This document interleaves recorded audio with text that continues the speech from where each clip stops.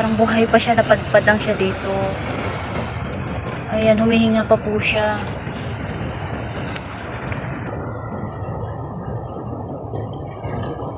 Ayan mga amiga, oh, humihinga pa siya.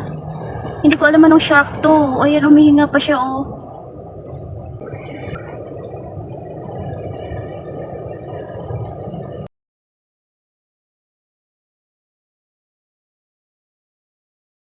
First time ko po nakakita ng shark dito sa Dalampasigan. Ayan po. Ayan. Ang daming mga ganito mga amiga, oh.